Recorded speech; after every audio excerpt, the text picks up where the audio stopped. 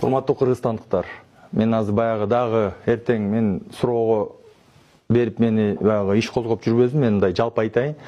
Тилекке каршы биздин мамлекетке чет өлкөлүк жарандарга жер, батир, үй алганга мыйзамды кабыл алып берип коюшкан. Ал мыйзамдын авторлору мен сиздерге айтпай эле коеюн, интернеттен окусаңыздар, ким ошо мыйзамдарды көтөрүп чыгып, ким кабыл алды.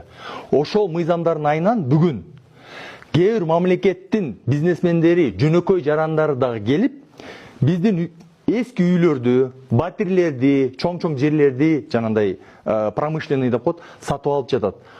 Биз эч качан ал мамлекеттин эли менен конкуренция кыла албайбыз, аларда акча көп.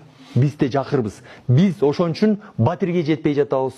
Биз ошон үчүн жер тамга жетпей жатабыз. Мына мен сиздин да кошунаңыздардын үйлөрүн азыр эски эле үй, 4 соток, 5 соток үйлөрүн бир мамлекеттин элдери сатып алып жатат.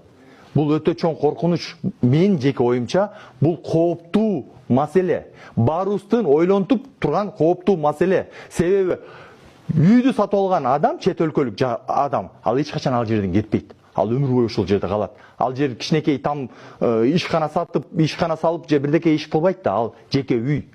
Биздин жарандар ал мамлекеттин жарандары менен биз тең келе албайбыз. Алар деген бай.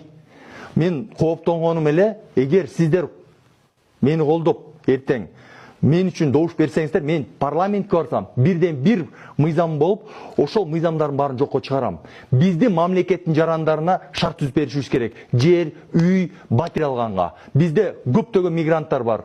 Төрөлүп жаңы өзүп аткан жарандарыбыз бар. Мына ошолорго шарт түзүп беришибиз керек дагы, чет өлкөлүк жарандардын массалык түрдө келип биздин квартираларды, жерлерди алганга тыюу салышыбыз керек. Себеби баанын баары ошодон кымбаттап жатат. Мына өзүңүздөр билесиздер, тиги Россиядан качып келгендер келди эле, батирдин баасы кымбаттап кетти. Эл айтып атат, батир бергендер, ын салыңар барбы?